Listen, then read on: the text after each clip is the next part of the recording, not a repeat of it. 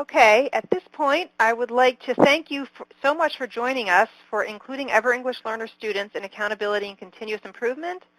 I would like to introduce Dr. Carrie Parker, who will be moderating today's webinar. Good afternoon, Carrie, and have a great session. Thank you, Ashley. Good afternoon, everybody, and welcome to this webinar titled Including Ever English Learner Students in Accountability and Continuous Improvement. The webinar is hosted by the Connecticut English Learner Research Partnership at REL Northeast Islands. Before we begin the webinar, we'd like to find out a little bit more about who is with us today. So 2 polls are going to appear on your screen, and I hope that you'll fill each of them out, and then we can see who we all are. So you'll see the first poll is asking about your professional role, and the second about your primary focus of work. So take a few seconds to fill them out.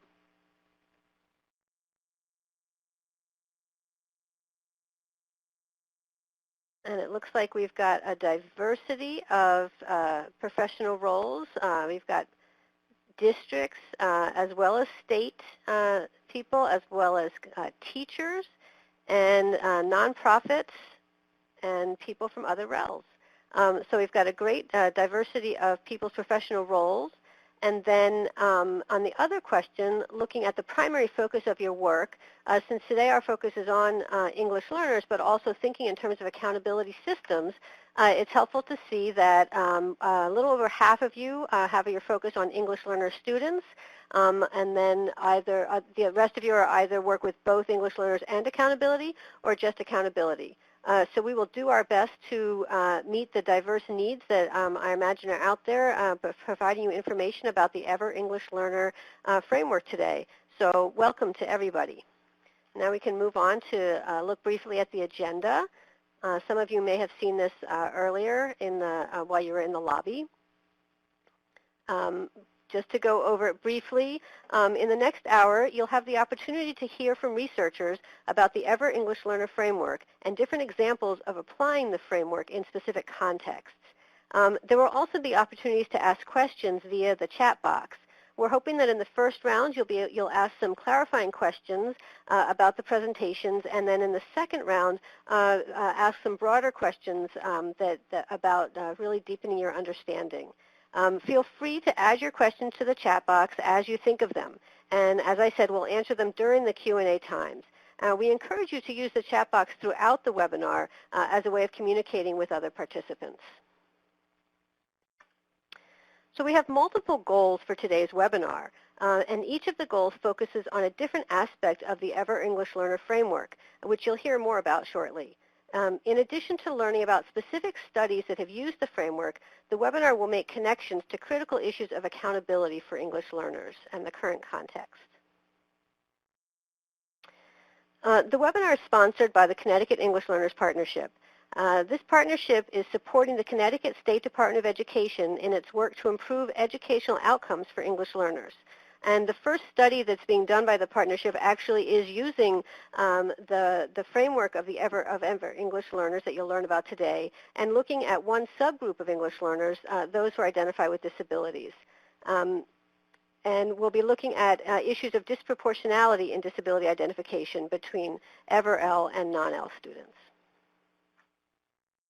So let's move on to today's presentation. We'll be hearing from 2 researchers, Karen Thompson and Michael Kieffer. Dr. Thompson serves as the principal investigator for a researcher-practitioner partnership between the Oregon Department of Education and Oregon State University, focused on analyzing outcomes for the state's English learners in ways that inform both policy and practice. Dr. Kieffer studies the language and literacy development of students from linguistically diverse backgrounds.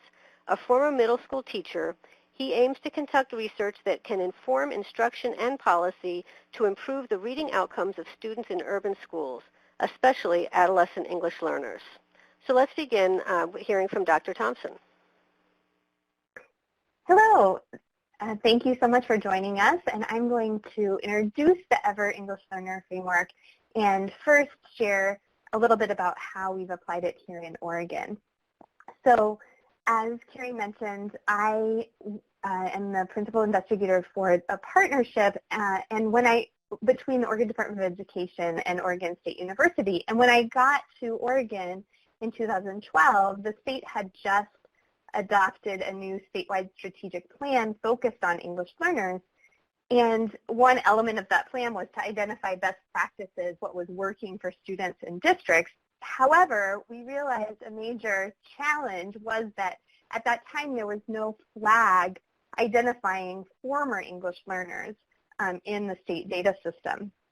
So in order to more accurately identify what was happening for students, we worked on creating a flag that would identify the full group of both current and former English learners. And I'll walk through that a bit in just a minute. But first, I know most of you, it looks like from the full focus on English learners specifically, and are very familiar with how English learners are identified and how English learners exit the EL category. But I just wanted to give a quick 30-second overview of that.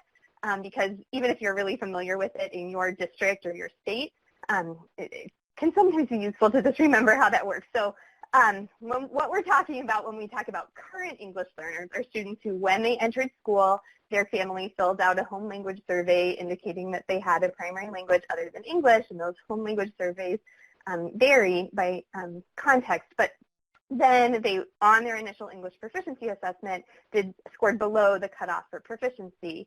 Those are the current English learners, and then states and districts establish reclassification criteria for determining what students have to do to exit the EL category. Under ESSA, those criteria will need to be, or the procedures will need to be standardized statewide.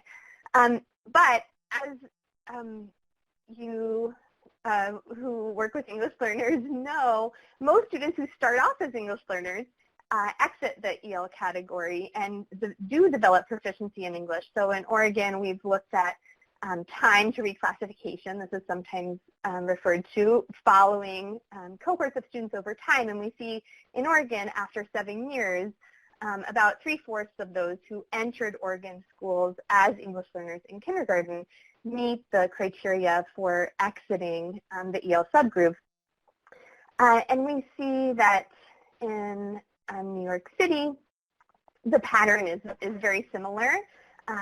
By the end of grade 7 in New York City, 81% of students who entered schools as English learners in kindergarten have been reclassified. The criteria for reclassification differ in the two locations. They use a different English language proficiency assessment, and Oregon in the past had allowed districts to use additional criteria in addition to the state English language proficiency assessment. But nonetheless, we see that most students who start off as English learners exit the EL category. So researchers, including myself and colleagues such as Kenji Hakuda from Stanford University, Robert Linquanti from WestEd, Diane August from AIR, and my colleague who designed this graphic here, Dr. Ilana Umansky, who's at the University of Oregon, have been arguing for quite some time now that in order to really understand outcomes for this full group of students, we need to look not just at what's happening for students who remain classified as English learners, but at outcomes for both current and former English learners to stabilize the subgroup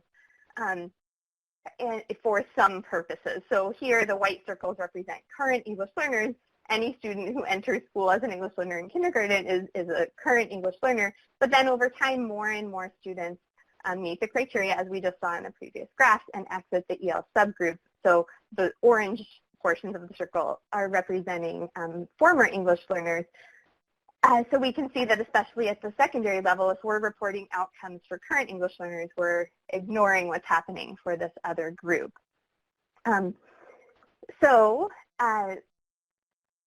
Just another way of looking at this pattern, how it actually plays out with real data, through this partnership funded by IES and Sensor between the Oregon Department of Education and my university, OSU, we created a flag in the state data system for current and former English learners. And then this is just looking at the most recent year of data, 2015-16, and the proportion at each grade that are current English learners, that's the blue bars, the portions of the bar, and then former English learners in yellow. And while there is new migration into states, there are newcomers who arrive at the secondary grade levels. Those students make up a small proportion in Oregon and in other contexts of the full every EL group, even of the current EL group. So these current ELs are mostly students who have been classified as ELs in U.S. schools for a long period of time, and they become the majority starting in grade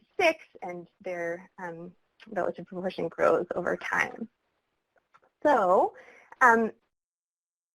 just to give an example of how that illuminates patterns that remain hidden, choosing one outcome to start with of graduation data, I'll show you how that looks in Oregon. So typically, states report graduation rates for English learners using a scheme something like the bar graph in the bottom left of this slide. So reporting outcomes for current English learners and reporting outcomes, graduation rates for non-English learners. And we see in Oregon and in all locations around the country a large achievement gap, a large gap in those graduation rates. So in Oregon, current ELs graduate at their 4-year graduation rate is about 50% compared to a non-EL graduation rate of about 75%.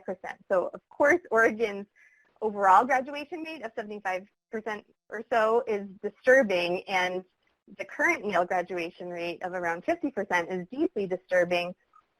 But there is more to this picture, because this is telling us how students who remain classified as English learners are doing.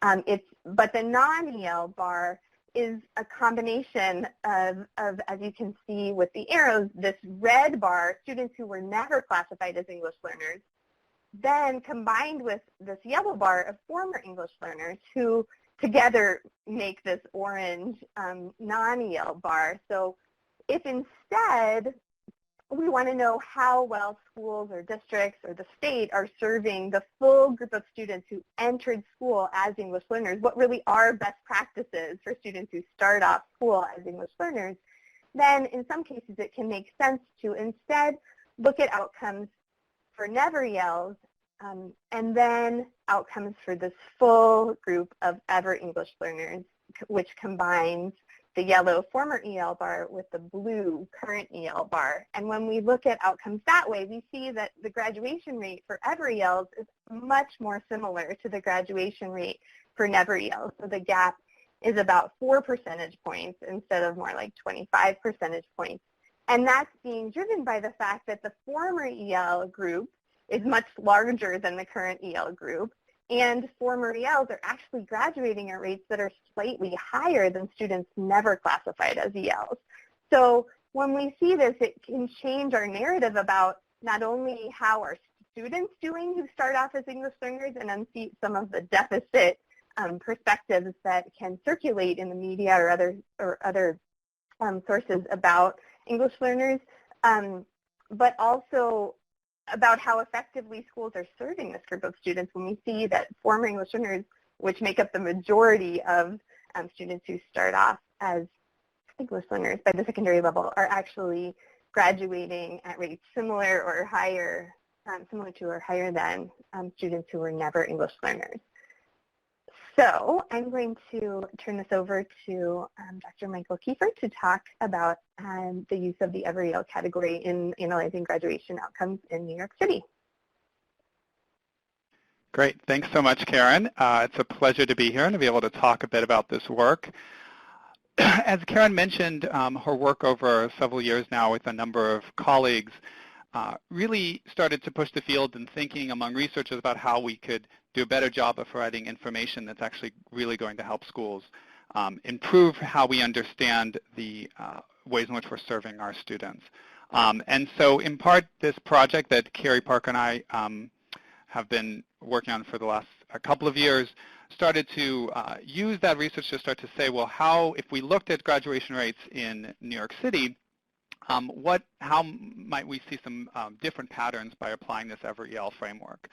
And in part, I think for folks, and I saw sort of in the lobby that folks are coming from all across the country, various states, it's always an important question for educators to ask, well, okay, so Karen's got these great data from Oregon that really illustrated very nicely the importance of the EVER-EL framework and how it provides different information about how there may be ways in which Oregon schools are serving these students much better than we might expect. But folks from other places might say, well, how much does this apply to where I'm from? And so that was partly motivated our work to say, well, what does this pattern look like in New York City? Because as Karen mentioned, the general notion of the general idea that English learners become reclassified and that it is the students who are succeeding academically become reclassified, and then most students reach that point before high school who were entered earlier, that general idea applies across states, right? That general pattern is true, but the specifics are going to differ in different places, both in terms of the services and the success and effectiveness of those services in helping students who are ever English learners move toward graduation, but also in terms of the actual criteria that different states use to move students from the current English learner to the former English learner category. This is an important topic in New York City, as it is in many places.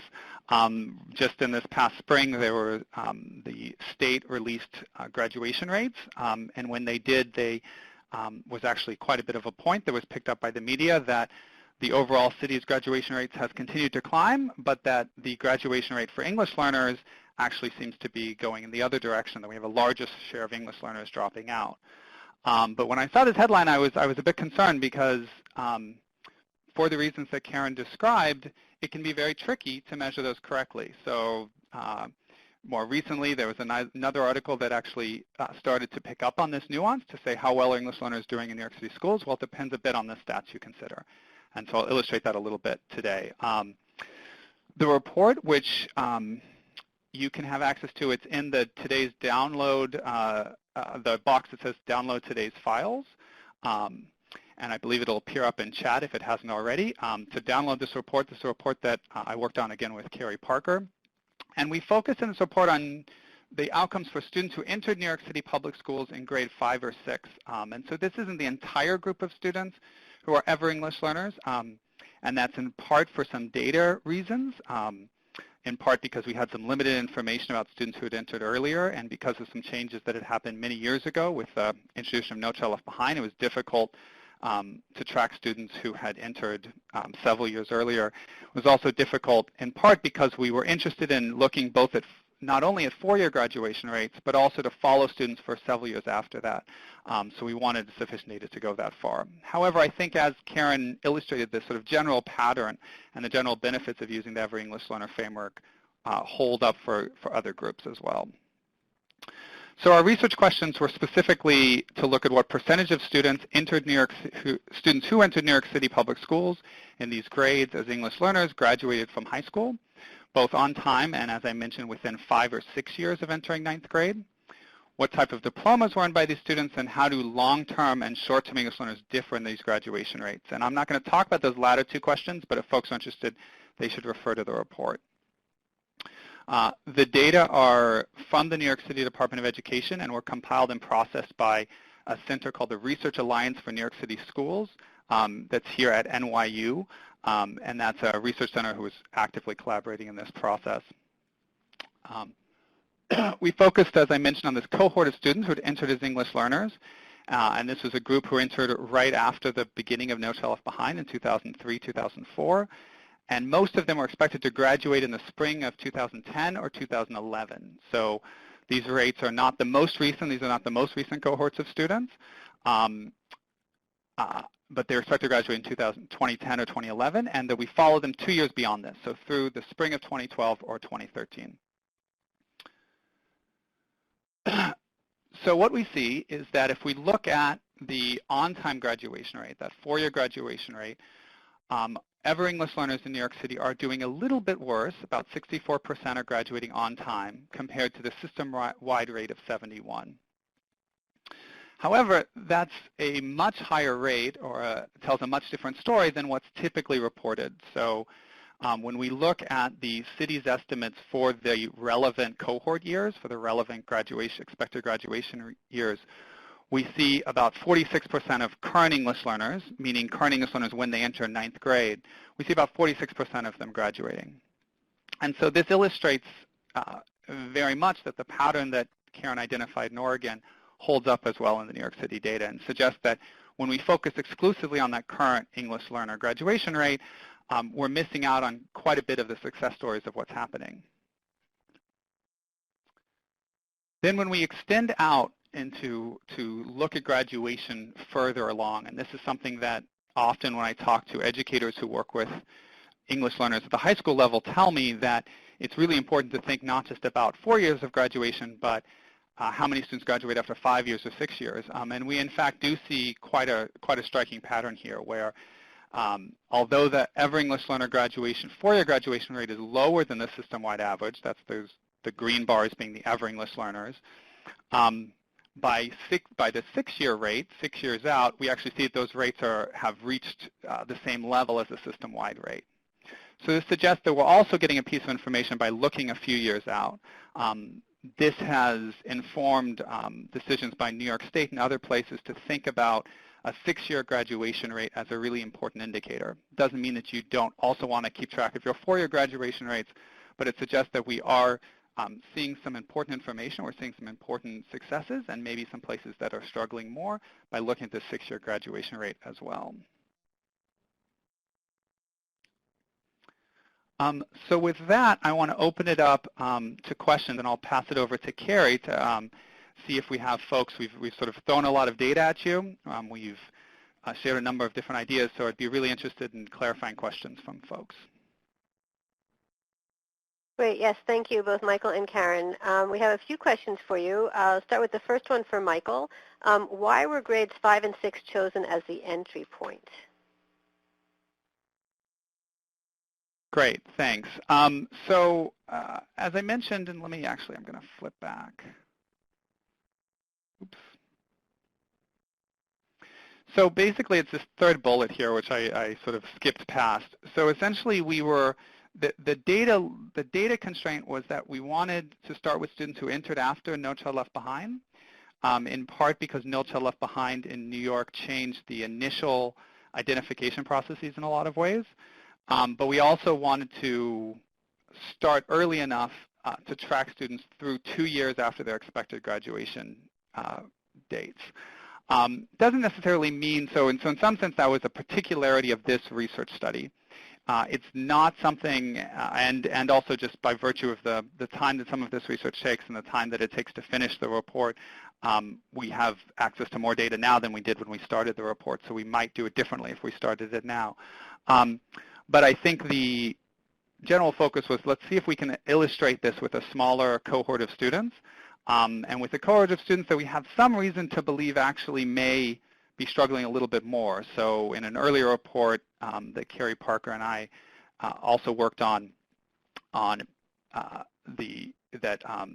Karen had actually alluded to a little bit, that looked at the times to reclassification, we saw that students who were entering in 5th, 6th, and 7th grade were actually taking a bit longer to become reclassified, and that they may be actually struggling a bit more. So this is also a group that, if anything, may be struggling a bit more to move toward academic success, academic proficiency, and graduation. And so to find out that this group's graduation rates, 6-year graduation rates, actually match the system-wide rates suggests actually that in some cases, if we looked at Ever English learners as an entire group, not just as those who entered in 5th and 6th grade, we may actually see them a little bit better. We may actually, the picture may be even more optimistic. That said, we don't actually have the answer to that question yet, though it's something that certainly we can look at and that states and districts can look at in the future. Great, thank you. And a related question to that, do 6-year graduation rates stigmatize students? It's a good question. My sense is that, you know, with any of these variables that we're talking about, with any of these sources of data, it all depends on how it's used and what the purpose for the data is, right? So the fact that at a district level or a state level we calculate 6-year graduation rates, that doesn't necessarily mean that you're going to send a message to individual students about graduating in 4 years or 5 years or 6 years. The use of the data, the sort of existence of the variable, should be separate from, in some sense, our strategic approach to students. So in that sense, the argument for calculating six-year graduation rates, using that data to inform some decisions at various levels, including maybe the school level, would be different than actually saying, okay, we're going to, in our high school, we're going to orient students toward a six-year pathway to graduation. That said, I think there is some promise in thinking about flexible pathways to graduation in high school. And there's other research that suggests this could actually be quite helpful for, particularly for newcomer English learners, but maybe potentially for other English learners who enter high school with less than, sort of full levels of proficiency in English and with full levels of sort of academic proficiency. And I think in thinking about those pathways, the issue of stigma is important to keep in mind, right? And thinking about what we're doing to actually set expectations and to communicate to students their progress towards graduation, we need to keep in mind how we address that for students. And I think part of the way to think about that issue is to how do we think about flexible pathways where it's not a norm that's sort of one norm sort of set way to do it, and then other pathways are deviations from that or are somehow worse than, but that there are multiple ways to sort of go about this process of moving towards high school graduation. Okay, great. Thank you. And we have one more question for this round. And this actually is a question more about reclassification. How has reclassification criteria changed throughout the years? And how is it different across the two states in question? And how did that affect the study outcomes? Might be a lot to answer in the few minutes we have for right now, but we can take a stab at it and maybe come back to it after the next part of the presentation. I'll start off, and Michael, you chime in where needed. So this is a great question to think about because, as you know, we're in the middle of a transition to the Every Student Succeeds Act, which has implications, as I briefly referred to, for reclassification criteria. So in Oregon, Oregon is an example of where the criteria are in flux somewhat, so for several reasons. For the majority of the time period under study in the slides I shared, Oregon used its English Language Proficiency Assessment called ELPA, but as most states did when it adopted new college and career ready standards, it also adopted new English Language Proficiency standards and therefore needed a new English Language Proficiency assessment that was aligned to those standards. So last year was the first year that Oregon administered its new English Language Proficiency assessment. The ELPA 21 assessment is part of a multi-state consortium involving about 10 other states that also share the same English Language Proficiency assessment. So even in cases where on paper the criteria might look the same, a certain score on an English Language Proficiency assessment, the assessments can vary by state. Many states are part of the LEADA consortium, and their assessment is also changed to be aligned with the new college and career ready standards.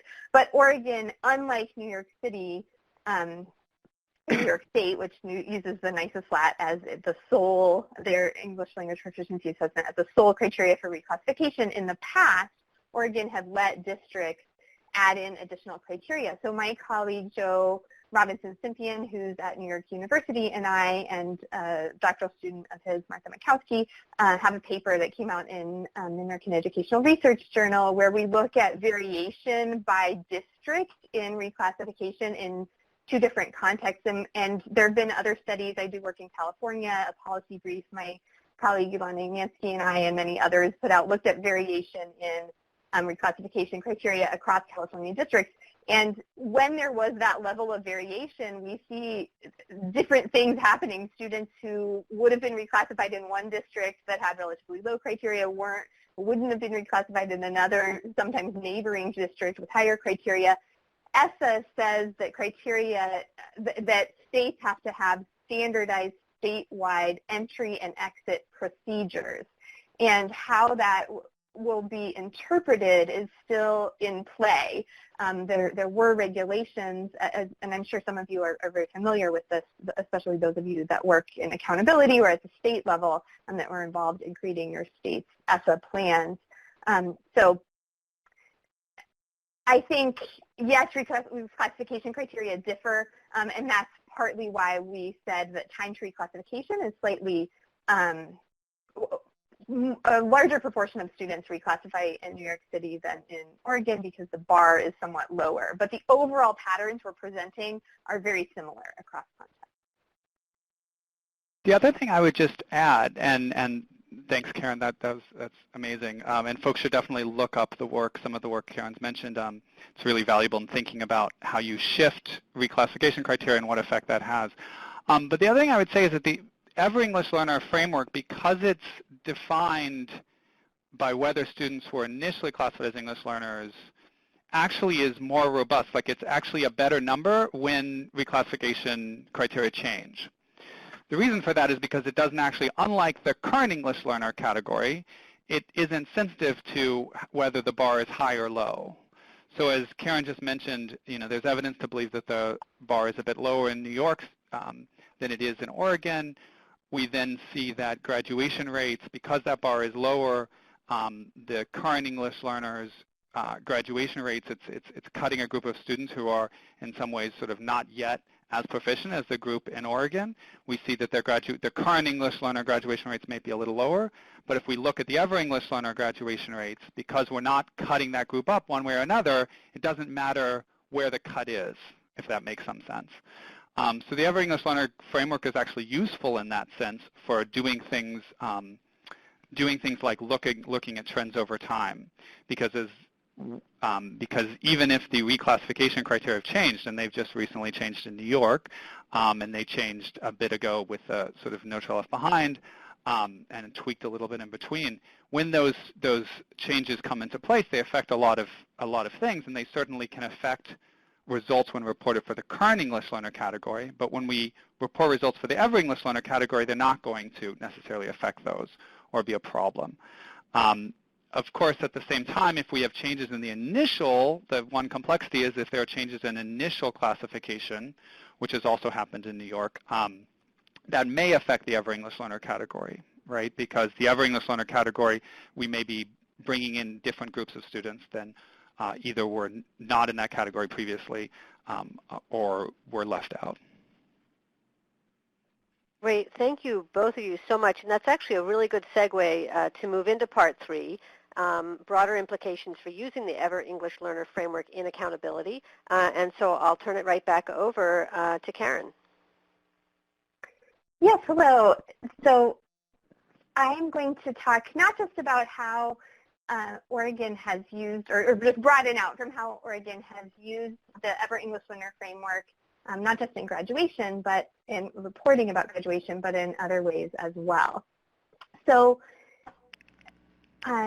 Oregon, now that it's developed this way of flagging current and former English learners as well as the combined group, is routinely integrating those categories into reporting about achievement, for example. So I'll show you in a minute that there is a state and district report card and school level report cards that Oregon issues each year that are available to the public, just giving a snapshot of the school and achievement and other outcomes in the school. And now state content area test score data in math and English language arts is reported not just for current English learners, but also for the full Ever EL group. Oregon uses a growth model, so in their case it's reporting growth among Ever ELs as well as among current ELs. In addition to content area assessment outcomes, Oregon reports on the proportion of ninth graders who are on track to graduate, and I'll show you some graphs reporting this for the current and Ever EL groups. So current by itself, and then the combined group of current and former. Oregon also reports on chronic absenteeism. They're actually making a big push to help everyone be aware of the relationship between regular attendance and long-term outcomes. and they're tracking that for these the current ELs, former ELs, and the full every EL group. And then colleagues and I have been exploring the way that the every EL framework can illuminate patterns in special education. So in a minute, I'll put a link to a policy brief that we did about this, but we hear from practitioners often concerns about disproportionality in special education for English learners, that especially at the secondary level, there are very high proportions of English learner students with disabilities in their ELD or ESL or ENL classes. And we use a variety of methods to look at data related to that and find that, yes, if you look at current ELs, by middle or high school, almost a third of students who are currently classified as ELs qualify for special education. But if you instead look over time at the full group of students who enter school as ELs, this every EL group, and you look at their likelihood of being identified with a disability, we find that every ELs are actually less likely to be identified with a disability than students never identified as English learners. And it varies somewhat by disability category, but it suggests that the major driver of the overrepresentation of current ELs in special education is not over-identification. That may be a factor in some districts and in some contexts or some disabilities, but that the major driver is that students with disabilities are much less likely to meet reclassification criteria and exit the EL subgroup. And we are an article about this is coming out in Exceptional Children pretty soon. Just a snapshot of how Oregon's using the category in reporting. This is from the statewide report card I was mentioning. You can see this is the proportion of students who at the end of 9th grade have accumulated proportionally the number of credits they'll need to graduate. And you can see outcomes here for current ELs and the full every EL group. As you would expect from our prior slides about graduation, outcomes for every ELs are higher than outcomes for current English learners. And because the vast majority of ever English learners are economically disadvantaged students, you can see the every EL outcomes are actually slightly higher, it's interesting to note, than the full group of economically disadvantaged students. In addition, Oregon has used the every EL framework in state accountability systems. So a couple of years ago, the state legislature passed a measure requiring Oregon to identify districts that were in need of assistance to better meet the needs of their English learners. And I, along with many practitioners, teachers, district leaders, researchers, and community-based organization leaders were part of an advisory committee that helped the state figure out how are we going to identify which districts need technical assistance for better meeting the needs of their English learners, and we included every EL metrics in that identification process. So rather than just looking what is the current EL graduation rate, the identification process involves looking at the every EL graduation rate, the every EL post-secondary enrollment rate, and then also some specific measures for current ELs,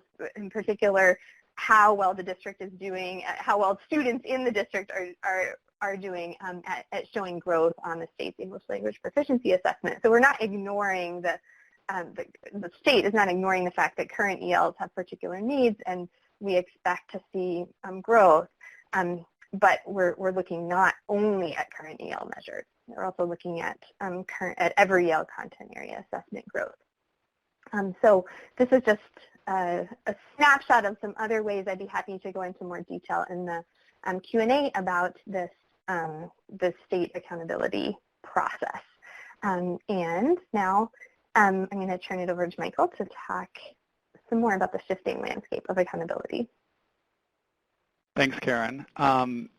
So to continue thinking about these sort of broader implications, I think one contextual piece, and for those of you who are in state departments of education, this is probably not a surprise, or really either for folks who are working at the district or school level, but that accountability is in a bit of a phase of transition across all of the states in the U.S., where as states put together their plans for ESSA, for Every Student Succeeds Act, but also engage in all sorts of other kinds of processes and thinking about accountability and school reform, that we have a lot of things changing sort of at once.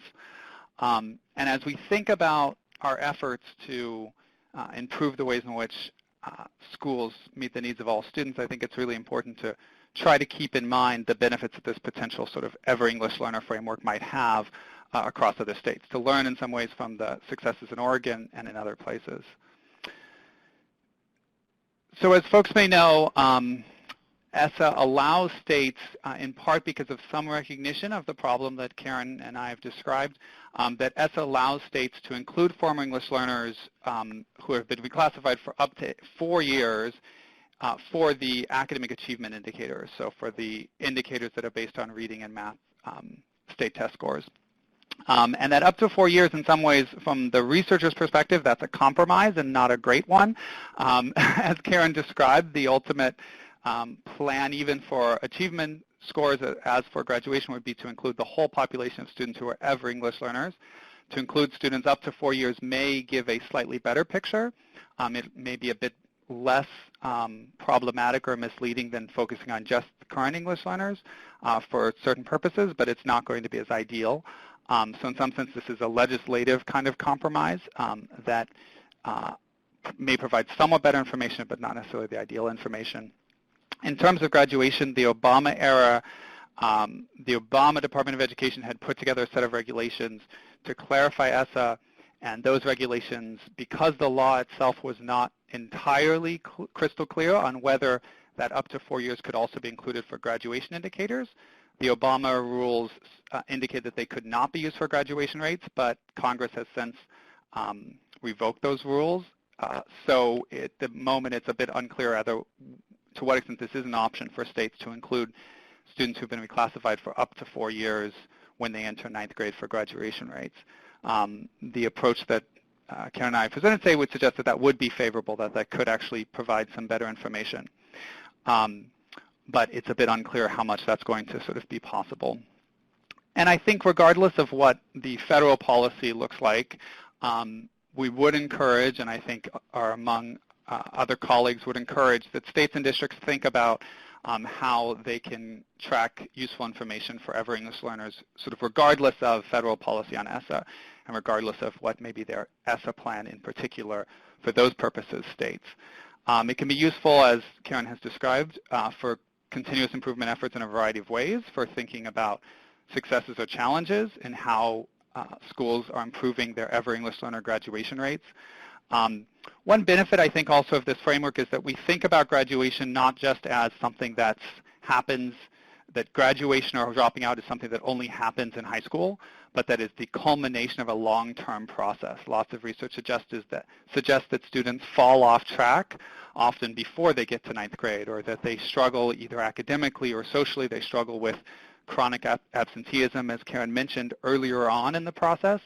And by thinking about Ever English learner graduation rates, the additional benefit we have is to think about how are we serving students who in 7th grade are current English learners. Maybe they become redesignated in 8th grade, but the extent to which they've become academically prepared, they've had access to rich instruction, they've had support to be fully attached and engaged in the school setting in middle school, that will play into their ultimate success in graduating or dropping out from high school. So we can find districts or groups of schools or individual schools with above average Ever English learner graduation rates, and they can be models for others. At the same time, we can target those who have below average rates and target them for more resources and improvement efforts. And as I mentioned, because this is thinking about graduation not just as something that's the sole responsibility of high schools or something that solely happens in the high school years, this would include thinking about the tracks by which students go into high school, so thinking about how middle schools prepare students for this pipeline. And then the last point that I think is important to make, particularly for State Department folks and for district administrators, is to think about some pitfalls, some ways that folks may start to apply this framework but have some challenges. One is that I often hear from educators who recognize this problem. They understand that current English learners, it's a temporary group defined as not yet meeting this threshold for proficiency. So instead they say, well, let's only look at the former English learners, right? And often because those data, as Karen illustrated, show a better story, they often focus on those results. But of course, by looking just at the former English learners, you have the opposite problem that you have with focusing on just the current English learners. You're looking at only the success stories, right? You're looking at only the students who have made the full success and become reclassified. So it's useful to look at current English learner rates and former English learner rates if you're also looking at the ever English learner rates, but it's a bit of a pitfall to just focus on the former English learner rates. The other related problem that we've seen in different places, including New York, is often, and this is partly because of a data problem or a data availability problem, is that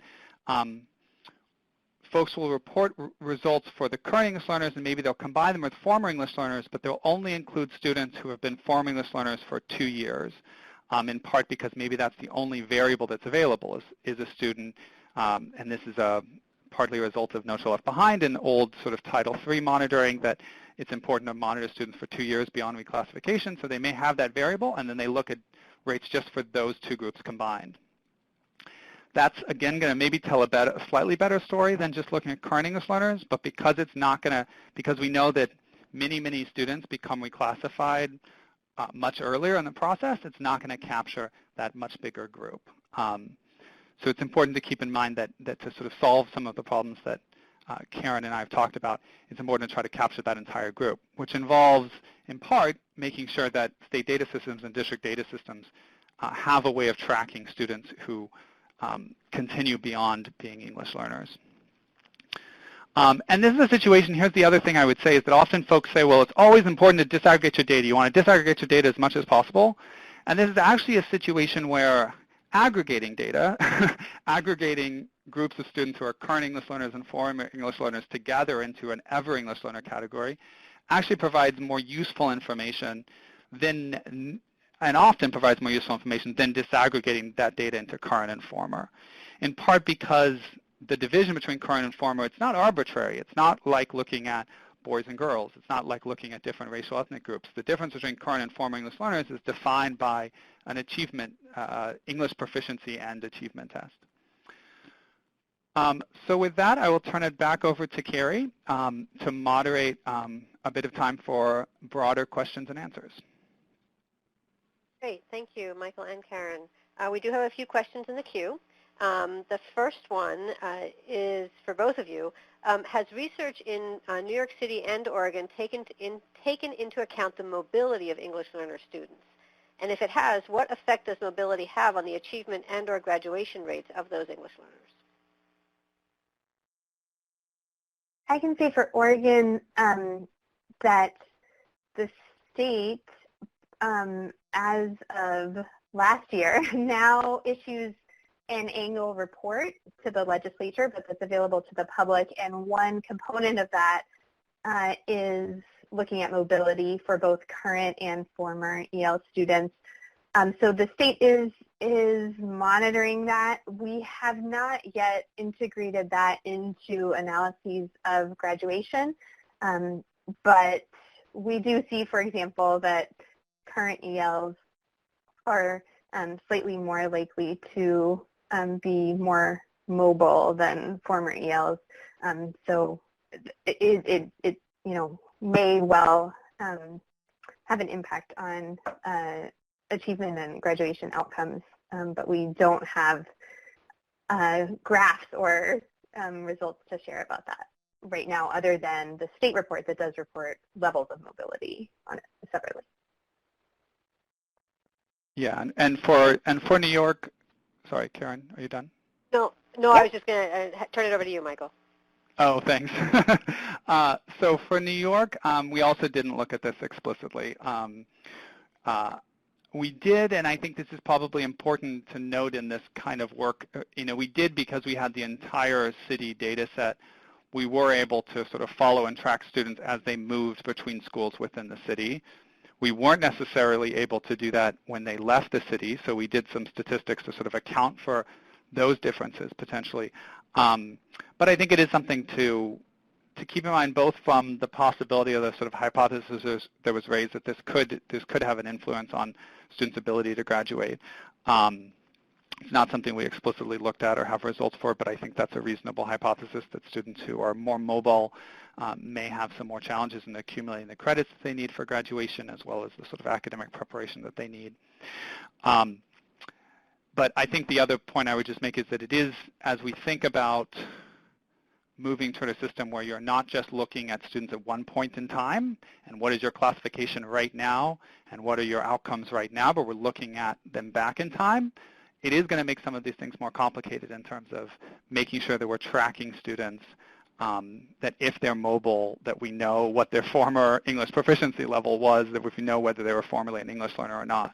That's a challenge in general for services as well, of course, that as students move from one school to another or from one state to another, often their sort of their information about their educational history is less clear than or less complete than we would like it to be for serving students. And that is one of the motivations for the piece of ESSA that argues for states to have more uniform criteria, so that states that had larger differences in their processes for classification and reclassification would become more uniform to help address that problem. Great. Okay, thank you. And here's what I think, we actually have a lot of really good questions coming up. I think this is a fairly quick one. Do the 6-year graduation rates include students who get a GED? They do not in the way we estimated them. It was a small number that get GEDs as well, I believe. I'd have to double check the report, but I believe that they do not. Okay, great. And then so you sort of talked about this, Michael. Actually, so let's go on to another question. We'll come back to that if we have time. This one for both of you. What do we know about the representation of long-term English learners versus ever English learners in special education? So I just typed a very brief answer to that in the chat that we see in, and I linked to 2 policy briefs, one from Oregon and one from California that touch on, one which focuses on this and one which touches on it. So we see at the secondary level, most English learners who are identified as having a disability are students who have been in U.S. schools for many years. So most students in special education at the secondary level who are ever ELs are current ELs and are long-term ELs. I don't know if all those terms and acronyms and categories are getting confused, but anyway, yes. And actually, I have my partnership with the Oregon Department of Education is also funded by the Spencer Foundation, and we're focusing particularly on English learner students with disabilities and partnering with some districts to think about how do we actually determine if a student with a disability has achieved proficiency or not. It's a challenge to apply federal and state laws and civil rights protections, but also make decisions that make sense for students. And so we're trying to work through that in partnership with districts. The CCSSO has a new guide for states and districts that's coming out focused on this that my colleague at the Oregon Department of Education was heavily involved in. So I encourage you to look for that in the next week or two. It should be coming out. We'll have more on this topic. Great, thanks. Another sort of broader question. By aggregating into the ever English learner category, are you seeing promising directions in terms of how to potentially better meet the needs of all English learners?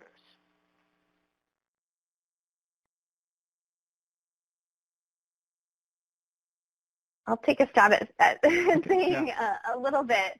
I think the most important thing we're doing is getting better information about systems that are working better and systems that are working less well. So so thinking about this state accountability measure in Oregon, if we had only used current EL graduation rates to identify districts in need of technical assistance, if a district had been really successful at helping students develop English proficiency and they had exited the EL category, but they had a small number of relatively recent newcomers, a large enough number that there were some minimum N sizes in this, these calculations for sure. But if they had a large enough group of recent newcomers that weren't graduating, they would have been flagged as in need of technical assistance when actually most of their students who started off as ELs were doing well, so and were graduating. So I think it's more about promising practices to get better information than at this point. I think that that is its greatest payoff, about not inaccurately identifying problems or successes when they might be using some information that's only looking at giving us part of the picture. Great, thanks. So this probably is going to have to be the last question, and this is sort of asking you to probably to restate some of the things that you've said. Should states report graduation and achievement for both recently reclassified ELs and for current ELs separately? So I think there's still the sense that it's important to know what's happening with the current ELs separately as opposed to ever ELs all aggregated. So Michael, I know you talked about that a little bit. Maybe you can clarify a little bit more what you meant there. Sure, yeah. I think so it's going to depend a little bit on the purpose. I think that the every EL graduation rate is the most useful one, particularly when looking at a district, a state, or a group of schools. That every EL graduation rate can then also be combined with the current EL graduation rate, like the more disaggregated rates, the current EL graduation rate, the all former EL graduation rate, maybe the recently reclassified rate as well. So it's useful to, and the colored bars that Karen presented, maybe you can switch back to that. So there's a usefulness in, nope. I think it's quite useful to look at, sorry. I think the complete picture, oops. My apologies to everyone. Seeing this complete picture can be useful, right? So to see the picture of what the every EL rate is, but then to see kind of how that's broken up into the former EL and current EL rate could be useful. And it could be useful particularly for if you're thinking about a given high school and how they're serving those students who enter ninth grade as English learners, the current EL graduation rate could be useful for that high school if they want to evaluate those particular kinds of services. So they would expect those to increase over time. You wouldn't maybe expect those to increase so much that they're actually matching the school's overall graduation rate, but they would certainly kind of increase, and you might see that the every EL graduation rate then would match the school's overall rate or maybe do even a little bit better than it. So I think it is going to depend a bit on the purpose of whether you're looking at an individual sort of high school and try to evaluate an individual high school or a broader system. But that ultimately the current rate and the former rate are less used because both of them suffer from this problem of looking at either the students who are continue to be below the bar or the students who are above the bar for English proficiency, that those pieces of information are not as useful without also including the every EL piece of information. Great. Thank you so much. That's actually a really nice way of bringing it together to really be thinking about the purpose of the data that you're looking at. So I'm going to say thank you to both Michael and Karen and turn this over to Ashley to finish up the webinar. Thank you. Thank you, Carrie. So I'd just like to thank everyone for joining us today. I think it was a really interesting and fruitful discussion. I found it very interesting. As I said previously, today's webinar recording will be archived and uploaded to the IES YouTube channel. And once that is all said and publicly available, we will send you an email with a link to the webinar archive. We will also send you a copy of today's files so you can have them for future use and reference. And again, thank you for joining us, and have a wonderful rest of your day.